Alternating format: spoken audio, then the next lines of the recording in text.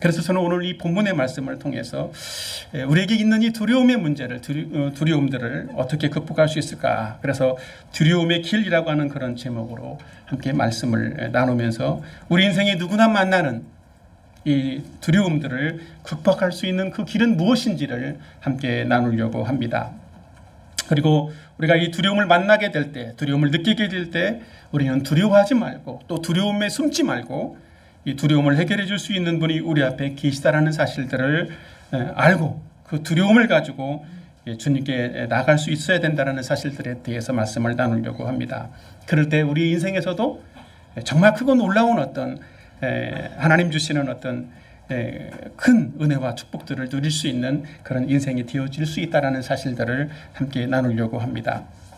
오늘 이 말씀은 실제로 우리의 삶 속에 있는 어떤 두려움의 문제에 대해서 다루는 내용이기도 하고 그걸 어떻게 극복할 수 있을까라고 하는 내용들을 다루는 것이기 때문에 오늘 이 내용의 말씀들은 매우 우리의 삶 속에서 중요한 말씀이라고 생각이 되어집니다. 끝까지 잘 들어주신다면 여러분의 생애에도 실질적인 많은 어떤 도움이 될 것이고 복스러운 은혜가 여러분에게 넘치게 될 줄로 믿습니다. 오늘 제가 첫 번째로 여러분에게 말씀드리려고 하는 것은 두려움은 누구에게나 있다라는 것입니다. 오늘 본문에 등장하는 사람들처럼 누구에게나 두려움은 찾아올 수 있다라고 하는 것이지요. 어떤 두려움이겠습니까? 첫 번째로 환경에서 오는 두려움이 있다라는 것입니다. 자, 누가복음 8장 42절 말씀을 같이 한번 읽어보도록 할까요? 다 같이 시작.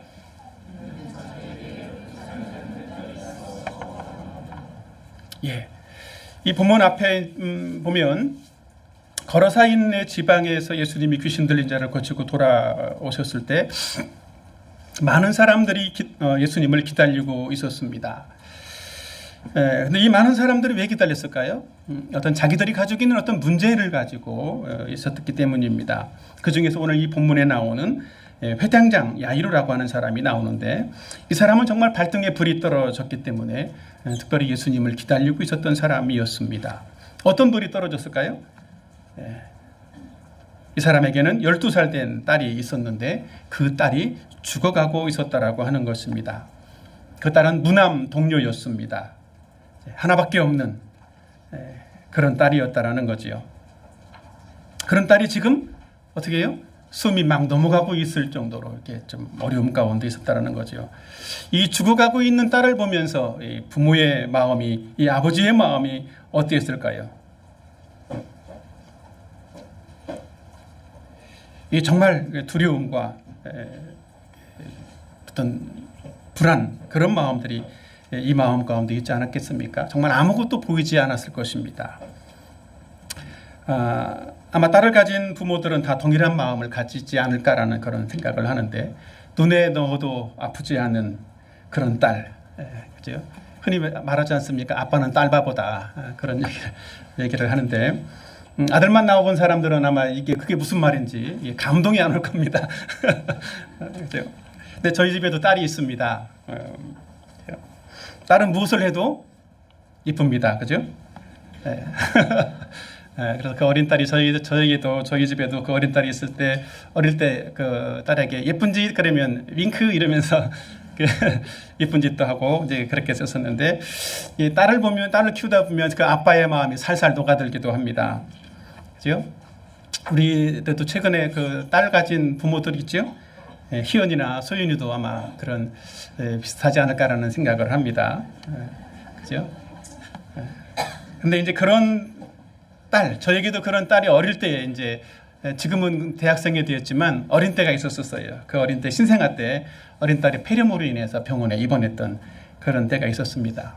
근데 인형만한 그 아이 손에 주사바늘로 꼽으려고 하니까 아이는 두렵다고 무섭다고 소리 지르고 울고 난리가 났죠.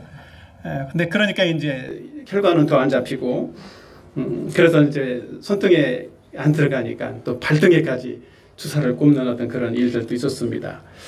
이런 일들이 사실은 이제 자식을 가진 부모에게 흔히 있는데 우성이도 최근에 폐렴 때문에 그 병원에 입원하지 않았습니까? 비슷한 어떤 상황이 벌어지지 않았을까라는 그런 생각을 해봅니다. 근데 사실 생각해 보십시오. 그 주먹만한 정말 인형 같은 어린 딸이 폐렴으로 인해서 고열에 좀 시달리고 있고, 이 고열 때문에 혹시 죽어갈지도 모른다라는 어떤 그런 생각이 든다면 어떻겠습니까? 저도 비슷하게 그 상황에서 좀 두려운 마음들이 들었었습니다. 그런데 마음이 참 절박해지더라고요. 그러니까 그런 상황에서 내가 할 수 있는 것은 하나님 제발 살려주십시오, 이런 어떤 그 절박한 기도밖에는 할 것이 없다라는 거죠. 저도 역시도 주님 앞에 엎드릴 수밖에 없었습니다. 사람들은 이처럼 다 어떤 자기 발등에 불이 떨어지면 가난한 마음을 갖게 되기도 하고, 또 두려운 이 마음들을 어떻게 하면 해결할 수 있을까, 이래서 하나님께 나오기도 하는 것 같습니다. 또 두 번째로 한 사람이 또 나옵니다. 두 번째 보면 사람의 내면에서 오는 두려움도 있다라는 사실들을 말씀드리려고 하는데, 자, 8장 43절을 한번 같이 보도록 하실까요? 다 같이 시작.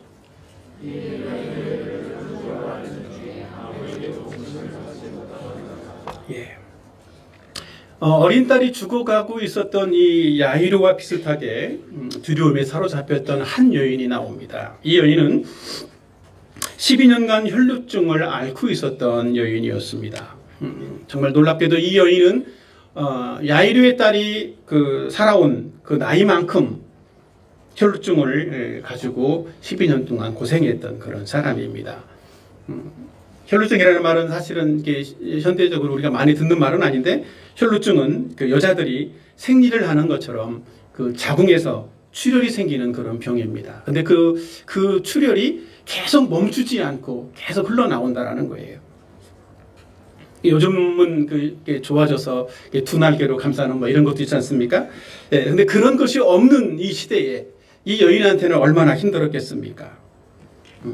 율법에 의하면 이 여인은 부정한 여인이다라고 성경은 말하고 있는데, 그래서 이 여인과 접촉하는 모든 것들은 다 부정하게 되었습니다. 여인이 만지는 거라면 무엇이든지 다 접촉한 부정한 것이 되었다는 거죠. 이런 것이 마치 요즘 우리가 이제 코로나 때문에 한동안 고생을 했는데, 코로나 환자가 되면 어떻습니까?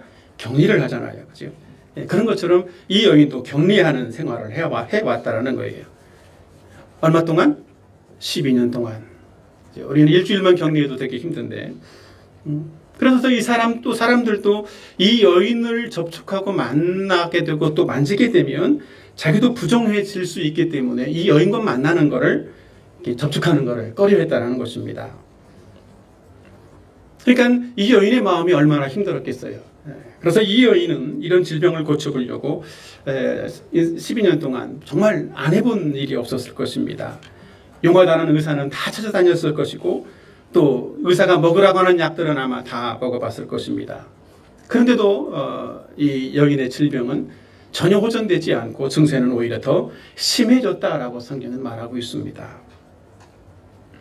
그리고 이 여인은 이 병을 치료한다고 또 의사들을 만나면서 진료비와 약값으로 가지고 있는 모든 재산마저도 다 소진해버린 그런 상태가 되었다는 것입니다. 이제는 의사도 찾아갈 수 없을 그런 지경에 이르는 거지요. 이 여인은 이제 내 인생이 이렇게 끝나는 것이구나, 이런 어떤 마음의 깊은 절망감, 그런 두려움들을 가지고 있었을 것입니다. 저도 요즘 나이가 좀 들면서 건강에 좋다라고 하는 건강기능식품 뭐 이런 광고에 눈길이 이렇게 자주 가기도 하던데, 혹시 여러분 중에서도 어떤 질병이나 또 다이어트를 해야 되겠다 뭐 이래서 어떤 그 약을 복용하거나 이제 그렇게 치료를 하신 분들이 아마 있을지도 모르는데, 치료를 해봤는데 돈은 들어갔는데 아무런 효용이 없었다. 어떻습니까? 그런 경험을 가지고 있는 분들이 있겠죠. 근데 또 어떤 경우는 그런 경우도 있었을 것입니다. 건강검진을 하러 갔는데, 정기검진을 하러 갔더니 수치가 좀 높아서 위험합니다 뭐 이러면서 큰 병원 좀 가시지요, 이런 소리를 들었다거나, 그러면 어떨까요? 마음이 좀 덜컹하겠지요. 심쿵하진 않을 겁니다, 그죠? 근데 큰 병원에 갔더니 왜 이제 오셨어요? 손을 쓸 방법이 없습니다. 그런 소리를 들었다라면 어떻게 되겠습니까? 이제 내 인생 끝났구나, 이런 그런 절망감, 그런 두려움들이 정말 이루 말할 수 없을 것입니다. 그죠? 이런 마음들 또 이런 내용들을 가지고 한번 이 말씀들을 우리 삶에 적용해 보려고 합니다. 우리에게는 누구에게나 이 두려움이 있다라는 것이죠. 어린아이들에게 있는 두려움은 무엇이겠습니까? 엄마가 사라지는 겁니다. 엄마가 눈앞에서 사라지면 어린아이들은 두려움을 갖게 되지요. 또 사람들은 인생을 살다 보면 진학이나 또 취업에 대해서도 두려움을 갖기도 합니다. 때로는 결혼이나 또 출산을 앞두고 내가 원하는 어떤 일들, 그런 내가 그 일들이 원하는 대로도 해결되지 않는 상황 속에 닥쳤을 때 또 두려움을 느끼게 되기도 합니다. 제가 그런 얘기를 들었는데 개가 왜 크게 짖는 줄 아십니까? 개가 크게 짖는 것도 이 두려움 때문이다라는 그런 이야기를 들었습니다. 개는 귀가 밝은 대신에 두려움도 많은 그런 존재라고 합니다. 그래서 개는 그 두려움을 이기기 위해서 자신이 어쩌면 강하다라는 것처럼 보이려고 으르렁대기도 하고 더 크게 짖는다라고 합니다. 우리 모두에게도 이런 그 두려움들이 우리 마음속에 있는 것이지요. 겉으로 드러나는 어떤 두려움도 있을 수도 있고 또 겉으로 드러나지 않는 어떤 내면의 두려움도 있을 수가 있습니다. 근데 우리는 이 두려움이 우리에게 있을 때 우리가 이 두려움들을 우리 스스로 뭔가 이렇게 해결해 보려고 한다거나 또 애써서 숨기려고 하지 않아야 된다라고 하는 것입니다. 우리는 우리에게 있는 이 두려움들을 숨기려고 하지 않고 있는 그 사실을 인정해야만 이 두려움을 해결할 수 있는 그런 길도 찾게 된다라고 하는 것이지요. 두 번째 적용은 예수님은 두려움보다 훨씬 크신 분이라고 하는 것입니다.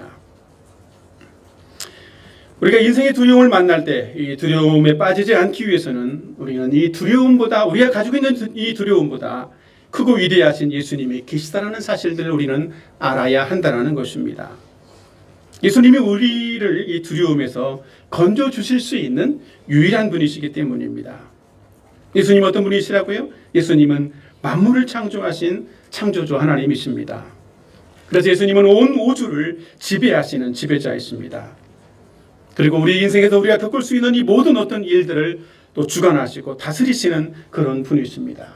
심지어 예수님은 이 죽음까지도 주관하시고 우리에게 생명도 주실 수 있는 그런 분이십니다. 그런데 문제는 우리가 이런 예수님을 잘 안다고 생각하지만 우리는 때로 예수님을 아는 것이 지식이 불가한 경우들이 참 많다라는 것입니다. 그것은 실제로 아는 것이 아닌 것이지요.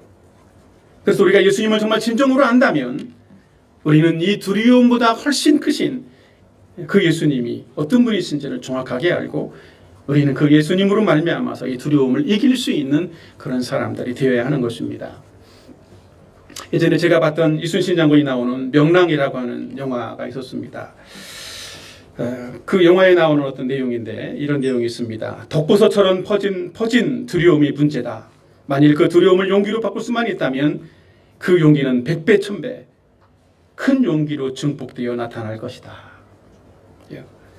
이순신 장군은 비록 12척의 배를 가지고 있었지만 이 두려움을 용기로 바꿀 수 있었기 때문에 명랑해전을 승리로 이끌어갈 수 있었던 것입니다.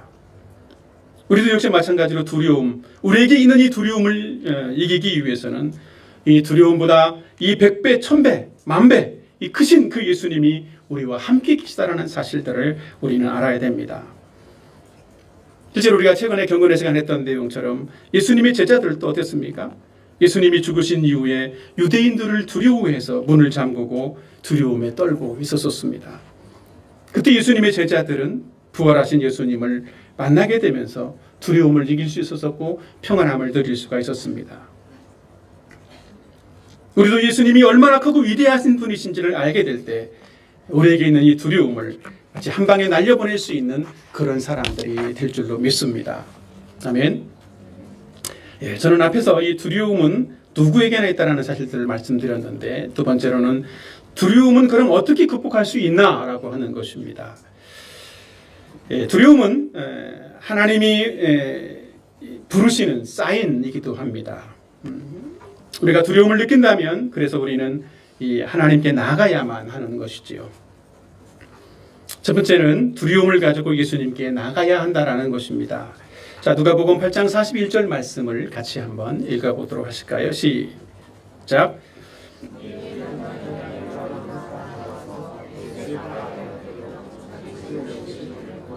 예. 다시 회당장 야이로의 내용입니다. 회당장 야이로는 죽어가는 딸을 보면서 두려움에 사로잡혔습니다. 어떻게 하면 이 딸을 살릴 수가 있을 것인가? 그때 이 야이로는 누군가에게서 전해 들은 예수님에 대한 소문이 기억났을 것입니다. 바로 예수님이 신적인 능력을 가지고 계신 분이시다라는 거죠. 그래서 이 회당장은 단숨에 예수님께 뛰어와서 예수님의 발 앞에 엎드릴 수 있었던 것입니다. 여기서 발 앞에 엎드리다라는 이 표현은 그가 얼마나 두려움에 사로잡혔고 사정이 얼마나 긴박한지를 잘 드러내주는 표현이기도 합니다.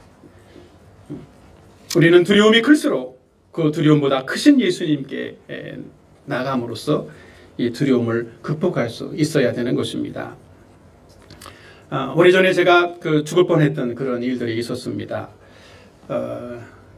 기억하시는 분들도 계시겠지만 치목사님과 부목사님 부부와 함께 더불어서 북한산에 갔던 그런 일들이 있었습니다. 근데 날씨가 너무너무 좋았어요. 그래서 야, 이런 날은 역시 산에 가야 돼. 이런.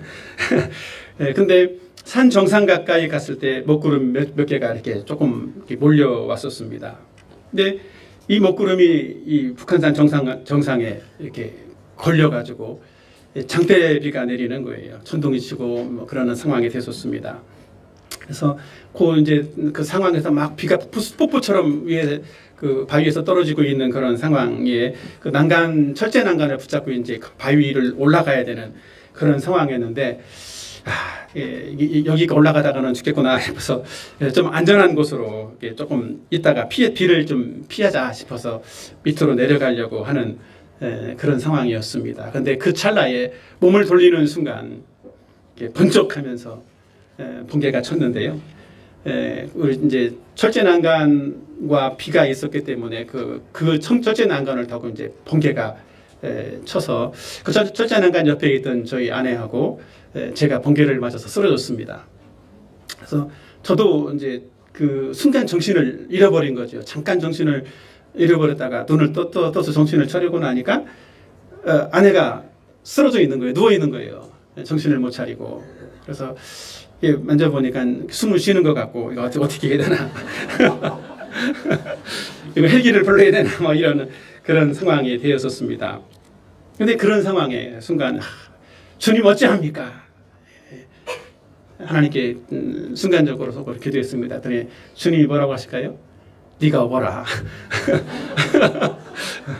주님이 그러시다가 아니 제가 업어요? 그래. 그러면서 그 생각이 나더라고요. 제가 군대에 있을 때 남들 군대에 있으면서 유격을 2번 하기도 힘든 유격을 저는 3번을 하고 왔거든요.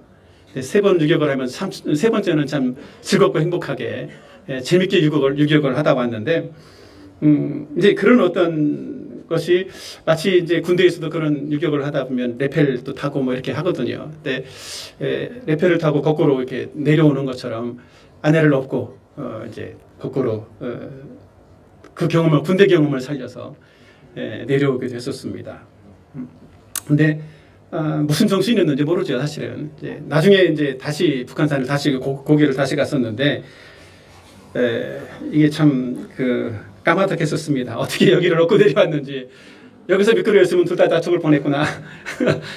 그 생각이 들었는데 비도 왔죠. 바위는 미끄럽죠. 근데 그런 상황에서 좀 하나님이 지켜주신 것이다라는 생각이 듭니다. 하나님이 살려주신 것이지요. 참 우리에게도 이런 어떤 두려움들이 때로는 파도처럼 밀려올 때도 있습니다. 우리는 그런 두려움이 있을 때에 우리는 그런 두려움을 가지고 예수님께 나가면 그런 두려움을 해결해 갈 수 있을 것입니다. 우리가 두려움을 만날 때 우리는 하늘이 정말 무너진 것처럼 겁낼 필요가 없다라고 하는 것입니다. 예수님은 두려움보다 크신 분이시기 때문에 예수님께 나가서 예수님의 발 앞에 엎드리기만 하면 우리는 모든 두려움들을 극복할 수 있게 될 줄로 믿습니다. 두 번째입니다. 두 번째는 예수님만 믿고 의지해야 한다는 것이지요. 자, 8장 44절 말씀을 같이 한번 보겠습니다. 다 시작. 예. 이번에는 혈루증 여인에 대한 내용입니다. 혈루증 여인도 이 두려움이 있었지만 예수님을 믿고 의지해서 예수님을 만나기 위해서 예수님께 나아갔다는 것입니다. 근데 이 여인에게는 제가 아까 말씀드린 것처럼 여인은 부정한 여인이었기 때문에 야이로처럼 이렇게 사람들 앞에 드러내놓고 대놓고 고쳐달라고 할 수 있는 그런 용기도 없었던 것 같습니다. 그래서 그 여인은 예수님을 믿고 그냥 단순하게 예수님을 의지하는 그런 마음으로 예수님의 뒤로 가서 예수님의 옷이라도 만지려고 하는 그런 간절한 믿음을 가지고 있었습니다. 옷에 무슨 신비한 능력이 있겠습니까? 옷에 능력이 있는 것이 아니라 예수님께 능력이 있다는 사실들을 믿고 여인은 예수님께 나아갔던 것이지요. 여인이 예수님께 나가려고 할 때는 정말 그 많은 인파로 인해서 예수님께 가까이 가는 것이 쉽지 않았을 것입니다. 아마 출퇴근길에 지하철을 타본 분들은 알겠지만 지하철을 지옥철이라고 할 정도로, 그죠? 출퇴근길에는 정말 압사당할 정도로 많은 사람들이 몰려 있지 않습니까? 그런데 이 예수님의 주변에 이때에도 역시 마찬가지로 많은 사람들이, 많은 인파가 예수님과 함께 더불어서 이동하면서 밀고 땡기고 당기고 뭐 이런 어떤 상황 속에 있었다는 것이죠. 그래서 이 여인이 예수님께 나가는 것은 참 쉽지 않았다는 것입니다.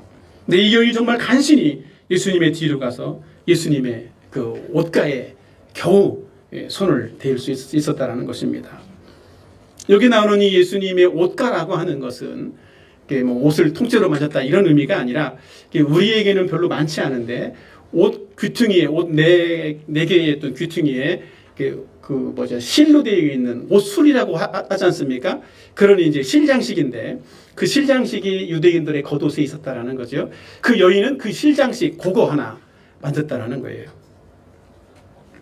그러니까 이 여인은 그 술장식 그거 하나만이라도 만지면 자기의 문제가 해결될 것 같다는 이 절박한 그런 믿음이 있었다라고 하는 것입니다. 그래서 이 여인의 이런 예수님의 옷술을 만진 이 여인의 이 행위는 정말 예수님만이 두려움을 해결해 줄 수 있을 것이라고 하는 그런 믿음, 그 믿음에서 나온 행위였다라고 하는 것이지요. 우리에게도 예수님만을 믿고 의지하려는 이런 절박한 믿음이 있다면 우리 앞에 있는 아무리 그 많은 장애물과 또 수많은 부정적인 그런 생각 속에서도 우리는 예수님을 믿고 예수님께 나아갈 수 있는 그런 사람들이 될 수 있을 것입니다. 우리는 예수님께 나아갈 때 자기 상태가 어떤지는 고려하지 않아도 됩니다. 우리 상태가 어떤지는 별로 중요하지 않다는 것이지요. 우리의 병이 얼마나 오래되었는지, 또 얼마나 우리의 병이 심각한지, 얼마나 치료 가능한지, 이런 것들은 예수님 앞에서 아무런 의미가 없다라고 하는 것입니다. 왜냐하면 예수님은 어떤 병이라도 고치실 수 있는 분이시기 때문입니다. 그래서 우리는 이 감기처럼 흔하고 작은 문제 같은 이런 어떤 병들, 이런 문제들을 가지고도 예수님께 나가서 해결받을 수도 있지만 이 현대의학으로도 고칠 수 없는 어떤 희귀병을 가지고도 예수님께 나아갈 수 있는 것이라는 것이지요. 희귀병도 예수님에게는 전혀 문제가 되지 않는다는 것입니다. 왜냐하면 예수님은 하나님이시고 창조주이시기 때문입니다. 단지 우리는 우리의 두려움의 문제를 가지고, 우리의 두려움을 가지고 예수님께 나가기만 하면 된다라고 하는 것입니다. 오늘 이 말씀을 우리의 삶에 적용해 보도록 하겠습니다. 첫째로는 두려움은 하나님이 부르시는 사인이다라고 하는 것입니다. 두려움은 하나님이 부르시는 사인이다. 우리는 두려움이 생길 때 스스로 두려움을 해결하려고 하지 말아야 하는 것입니다. 이 두려움이 생겼다면 그 두려움은 하나님께 나오라고 하는 하나님의 사인이라고 하는 것이지요. 그래서 우리는 이 두려움이 생겼을 때 두려움을 가지고 하나님께 나가야만 하는 것입니다. 근데 안타깝게도 어떤 사람들은 이 두려움이 생기면 두려움을 스스로 해결해 보려고 노력하는 그런 사람들도 참 많이 있다는 것입니다. 우리나라가 OECD 국가 중에서 자살률 1위라고 하는 이야기는 들어보셨지 않습니까? 그런데 지난해 이태원 압사 참사 이후에 어떤 한 사람의 그 사건을 좀 들은 적이 있는데, 그 이태원에 가서 친구와 함께 더불어서 함께 놀다가 친구는 압사해서 죽었고 자기 자신도 심하게 다쳐서 중환자실에 있다가 어떻게 해서 또 생존을 했습니다. 그 학생이 고등학생이었다라는 것이지요. 근데 그 학생이 극단적인 선택을 하고 세상을 떠났습니다. 그 학생은 트라우마 때문에 심리치료도 하고 이렇게 어떻게 고쳐보려고 해서 그 많은 노력을 했지만 친구를 먼저 보내고 자신만 살아남았다라고 하는 그런 어떤 죄책감, 그것이 그 친구를 자살로 이끌어갔다라고 하는 것이지요. 그러니까 그 친구는 그 학생은 두려움을 스스로 해결해 보려고 하다가 이 비극적인 선택을 하게 되었다라고 하는 것입니다. 한번 생각해 보십시오. 그 친구가 죽는다라고 해서 죽은 친구가 돌아오겠습니까? 내가 죽는다라고 해서 죽은 친구가 역시 친구야, 너는 의리 있어, 고마워, 그러겠습니까? 만약 정말 그 사람이 조금이라도 죄책감과 두려움을 떨쳐보내려고 했다라면 설령 예수님을 안 믿는 사람일지라도 그 친구의 목까지 더 열심히 살아야만 하는 거죠. 이처럼 우리는 두려움의 문제를, 두려움을 가지고 우리 스스로 해결하지 않아야 되는 겁니다. 두려움을 우리가 스스로 해결하려고 애쓰지 않아야 된다는 것이죠. 우리는 그럴 수 있는 능력이 우리에게 없다라고 하는 것입니다. 그러나 어떤 사람들은 돈만 있으면 무엇이든지 원하는 대로 할 수 있겠다. 두려움도 내가 해결할 수 있겠다라고 생각하는 그런 사람들도 있습니다. 그래서 어떤 사람 정말 더 많은 재물이나 권력을 가지려고 하기도 합니다. 그러나 그런 것으로는 두려움을 해결할 수 없다는 것들을 우리는 잘 알아야 됩니다. 우리에게 두려움이 생겼다면 이 두려움은 하나님이 우리를 부르시는 사인이다. 그 사실을 알고 하나님께 나가야만 하는 것이지요. 두 번째로는 예수님의 능력을 믿고 기도해야 한다는 것입니다. 우리는 두려움을 느낄 때에 예수님의 능력을 믿고 예수님께 나가서 기도해야 한다는 것입니다. 배당장 야이로가 두려움의 문제를 가지고 예수님께 나왔던 것처럼 또 혈루증 여인이 오랫동안 지속되었던 이 불치병을 가지고 예수님께 나왔던 것처럼 우리는 두려움의 문제를 가지고 예수님께 나가야만 한다는 것입니다. 예수님께 나가 기도할 때 예수님의 능력만을 믿고 의지해서 기도해야 우리의 두려움의 문제들을 해결할 수가 있다는 것입니다. 하나님은 멀리 계시지 않고 언제나 저와 여러분과 함께 계시는 줄로 믿습니다. 하나님은 우리 안에 계셔서 우리의 어떤 두려움도 다 우리와 함께 우리를 항상 도와주시는 그런 분이신 줄로 믿으시길 바랍니다. 더 나아가서 우리는 기도할 때에 이 기도가 응답될 때까지 포기하지 말고 기도해야 하기도 합니다. 절대로 절망하거나 포기하지 마십시오. 우리를 도우시는 그 주님의 능력이나 우리를 사랑하시는 그 주님의 사랑을 의심하지 마시기 바랍니다. 무엇보다 우리는 기도할 때에 하나님의 약속을 붙잡고 그 약속을 주장하면서 그 약속이 이루어질 때까지 끝까지 기도해야 한다는 것입니다. 성경에서도 아브라함 같은 경우에도 75세에 민족을 이룰 약속을 받았습니다. 근데 그 20년이 넘도록 아들이 한 명이 없었었지요. 근데 99세가 되었을 때 아브라함은 그랬습니다. 여종을 통해서 얻은 이스마엘로나 만족을 하자. 그러나 하나님은 창세기 17장 19절에 보면 아니다. 아브라함아, 내 아내 사레가 내년 이맘때에 너에게 아들을 낳아줄 것이다. 그 아들의 이름을 이삭이라 해라. 하나님이 이렇게 약속해 주셨습니다.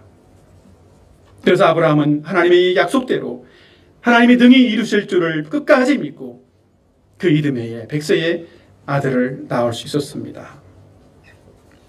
우리도 두려움을 주는 여러 가지 문제들을 가지고 있습니다. 그럴 때 우리는 믿음으로 하나님께 나가 기도해야만 하는 것입니다. 하나님의 약속을 붙잡고 끝까지 나가 기도해서 응답받는 저와 여러분이 되었으면 좋겠습니다. 그럴 때 하나님께서 저와 여러분의 모든 문제들을 다 해결해 주실 줄로 믿습니다. 아멘. 저는 첫 번째로 두려움은 누구에게나 있다는 사실들을 말씀드렸고, 두 번째로는 두려움은 어떻게 극복할 수 있나라는 말씀을 드렸습니다. 이제 세 번째로는 두려움을 극복했던 어떤 결과들을 말씀드리려고 하는데, 믿음의 결과는 무엇인가라는 대지입니다. 이 혈루증 여인과 야이로가 두려움을 가지고 예수님께 믿음으로 간구해서 얻었던 어떤 결과가 있다라는 것입니다. 그 결과는 무엇이겠습니까? 첫 번째로 치유의 능력을 경험하게 되었습니다. 같이 한번 누가복음 8장 44, 46, 48절 나와 있는 내용을 같이 한번 천천히 한번 읽어보도록 하겠습니다. 큰 소리로 시작. 예수님의 뒤로 와서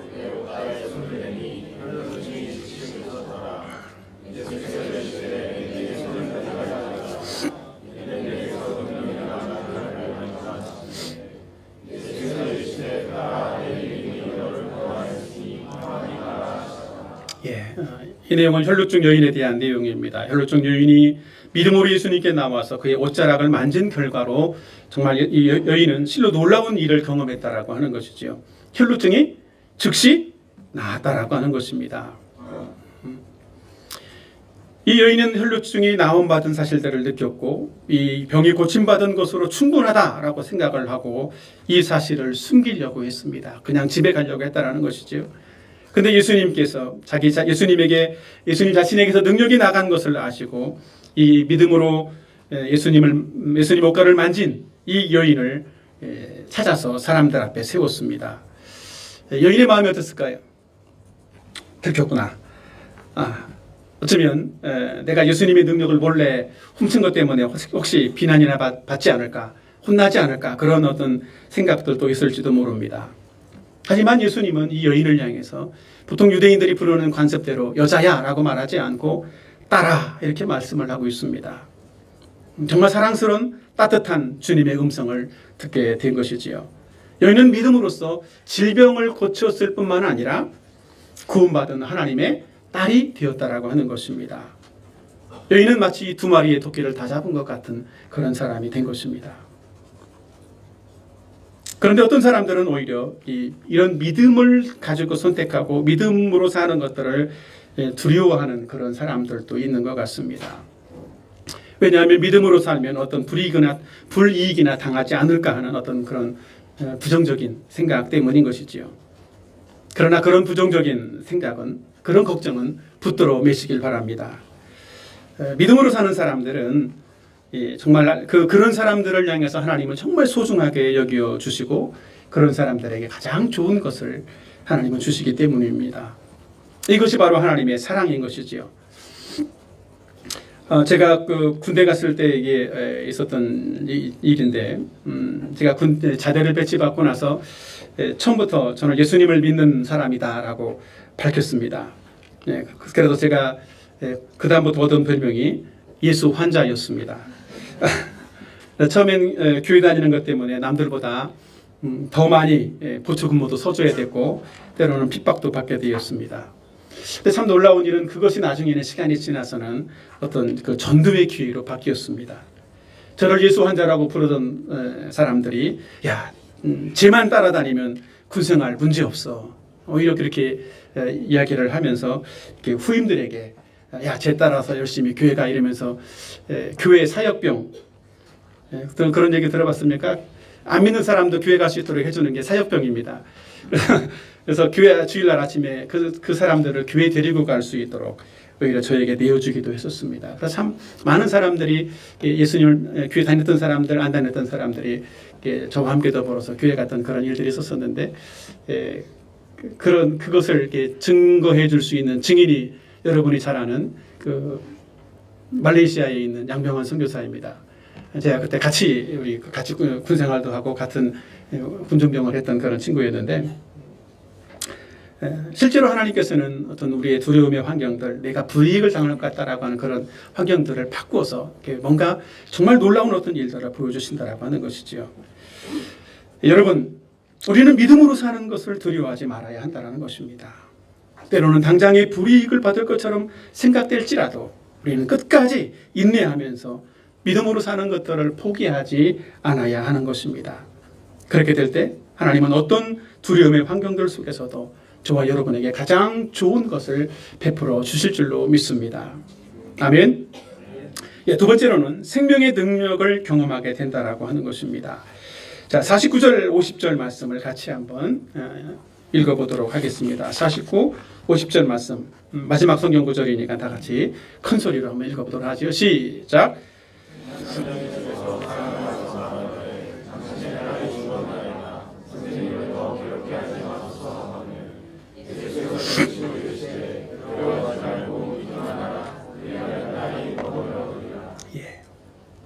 이 내용은 야이로의 내용입니다. 야이로는 그 예수님이 혈루증 여인과 대화하는 사이에 어떤 그 소식을 듣게 되었지요. 딸이 죽었다라고 하는 것입니다. 이때 야이로의 마음이 어땠을까요? 여러 가지 아마 그 감정이 교차되었을 것입니다. 예수님을 빨리 모시고 가야 되는데 예수님을 지체하게 만든 이 혈루증 여인에 대한 미워하는 마음도 있었을지 모르고, 또 좀 더 빨리 가지 않은 예수님에 대한 원망도 있었을지도 모릅니다. 그리고 정말 하늘이 무너지는 것 같은 절망과 두려움이 몰려왔을 것입니다. 야이로에게는 이제 다 끝났구나, 이제 다 끝났구나, 이런 그런 생각들이 들었을 것입니다. 그런데 이 야이로의 마음을 기가 막히게 예수님은 아시고 두려워하지 말고 믿기만 해라, 이렇게 야이로에게 말씀해 주셨다는 것이지요. 예수님을 믿으면 죽은 딸이라도 예수님께서 살리실 것이라는 것입니다. 그래서 54절의 이후에 보면 실제로 예수님은 야이로의 집에 가서 이 죽은 딸을 향해서 달리다굼, 소녀야 일어나라, 마치 잠자는 아이를 깨우는 것처럼 죽은 딸을 향해서 이렇게 말씀하시고 이 죽은 딸에게 생명을 주셔서 살려주시는 그런 일들이 일어났던 것입니다. 여러분 한번 생각해 보십시오. 정말 이 야이로의 사건을 통해서 야이로는 정말 이 평생에 한번 볼까 말까한 한번 평생 동안 경험할까 말까한 그런 일들을 경험했던 사람입니다. 만일 이 야이로가 예수님이 빨리 가셔서 이 딸이 죽기 전에 예수님이 가셨다라면 어떻게 되겠습니까? 그냥 딸이 죽어가는 딸이 살아나는, 병이 고침받는 그런 경험들을 했을 것입니다. 그런데 오히려 예수님이 지금 이 딸이 죽은 다음에 가셨기 때문에 무엇을 경험했어요? 죽은 딸이 살아나는 이 생명의 능력을, 하나님이 주시는, 예수님이 주시는 그 생명의 능력을 경험하게 된 것입니다. 이것은 오직 믿음으로서만 경험할 수 있는 것이지요. 그런데 많은 신앙인들이 이런 믿음을 가지지 못한다라고 하는 것입니다. 그 이유 중에 하나는 가능성을 따지기 때문입니다. 어떤 환경이나 상황에 따라서 정말 가능할까라고 하는 그런 생각들을 한다는 것이지요. 그러나 하나님은 우리의 환경과 상황에 따라서 그 능력이 제한받지 않으시는 분이라는 사실들을 믿으시길 바랍니다. 우리는 그래서 환경이나 상황을 보지 말고 오직 하나님만을 믿는 그 담대한 이 믿음을 가져야만 하는 것입니다. 그럴 때 우리 실제 삶에서도 아까 제가 말씀드렸던 것처럼 왜 이제 오셨어요? 얼마 못 살 것입니다. 이런 일들이 설령 생긴다고 할지라도 우리에게 생명을 주시는 그런 경험들을 하게 될 줄로 믿습니다. 또 우리가 전도 현장에서 만나는 사람들, 이 사람은 도저히 예수님을 믿지 않을 것 같아, 이런 사람일지라도 그 사람에게, 그 죽은 영혼에게 생명을 주시는, 그래서 그 사람이 예수님을 믿고 영접하는 그런 놀라운 일들을 경험할 수 있는 저와 여러분이 될 줄로 믿습니다. 이 말씀을 우리 삶에 좀 적용해보고 마무리하도록 하겠습니다. 첫 번째로는 믿음의 기도는 가장 풍성한 은혜와 능력을 우리에게 받게 한다는 것입니다. 두려움을 가지고 하나님께 나가 믿음으로 기도했을 때 우리는 가장 좋은 결과를 받게 된다라고 하는 것입니다. 믿음의 기도는 두려움을 해결해 줄 뿐만이 아니라 가장 풍성한 어떤 그 은혜와 능력을 받아 누릴 수 있게 합니다. 그래서 우리는 믿음으로 기도할 때에 어떤 환경이나 상황을 보고 우리의 믿음이 흔들리지 않아야 하는 것입니다. 실제로 우리 삶 속에 보면 그런 일이 있지 않습니까? 야, 저건 다 안 되는 거야, 이렇게 해서 모든 사람들이 다 안 돼, 안 돼, 안 돼, 이런 어떤 모든 사람이 다 노라고 말할 때 믿음의 사람이라면 이거는 하나님이 하실 거야, 이렇게 예스라고 대답할 수 있는 그런 사람이 되어야 된다는 것이죠. 그럴 때 하나님이 주시는 가장 풍성한 은혜와 능력을 경험하고 또 맛볼 수 있게 된다라고 하는 것입니다. 제가 이번 설교를 준비하면서 두려움과 이 믿음에 대한 어떤 내용들을 하다 보니까 그래서 그렇신지 모르겠지만 너도 한번 경험해봐라, 이렇게 하신 것인지 설교를 준비해서 밤새 설교를 준비했어요. 근데 뭐 설교 원고를 다 타이핑을 하고 나서 이제 어느 정도 이제 마무리가 됐는데 갑자기 그 한글 프로그램이 멈추는 거예요. 입력이 안 되고 이게 이제 저장을 해놨어야 이게 최소한 나중에 이게 뭐죠? 껐다가 다시 켰을 때 임시 저장된 거라도 있는데 이제 이렇게 되면 보통은 다 날아가는 거거든요. 그래서 기다려보자. 그래서 10분을 기다렸어요. 좀 되겠지. 근데 꿈쩍도 안 해요, 얘가. 그래서 주여 어떻게 합니까? 어찌하여 저러시기 이런 시련을. 근데 이런 정말 기도가 절로 나왔습니다. 그래서 기도를 했는데 그래도 하나님이 제 마음 주시는 것은 그래 얘는 멈춰서 꼼짝도 하지 않지만 단축키는 있지 않냐. 단축키로 저장을 누르자. 저장을 눌러놨습니다. 근데 저장을 누르는데도 뭔가 이렇게 변화되는 게 없어요. 저장을 누르면 빙글빙글 돌잖아요. 근데 그런 것도 없었습니다. 그래서 이제 할 수 없이 노트북을 강제로 껐다가 켰죠. 근데 그리고 이제 한글을 이제 다시 띄워봤습니다. 어떻게 됐을까요? 한글이 실행이 안 되는 거예요. 주여. 그래서 이제 심지어는 이제 그래서 이제 한글 프로그램을 새로 지우고 한글을 새로 깔았습니다. 이제 뭐 저장됐던 것도 뭐 임시 저장도 뭐도 없이 이제 완전히 다 날아가는 그런 상황이 된 것이죠. 그래서 이게 설교 준비를 더 많이 하라고 하시는 그런 일인가 보다라고 생각을 한 걸 다시 설치를 하고 띄웠는데 어떻게 됐겠습니까? 제가 작성했던 그대로 남아있는 거예요. 할렐루야. 놀랍죠? 누가 한 겁니까? 제가 안 했습니다. 절대로 제가 안 했습니다. 하나님이 그렇게 해주신 것이지요. 그죠? 하나님 그런 것도 하실 수 있는 능력이 충분히 있으십니다.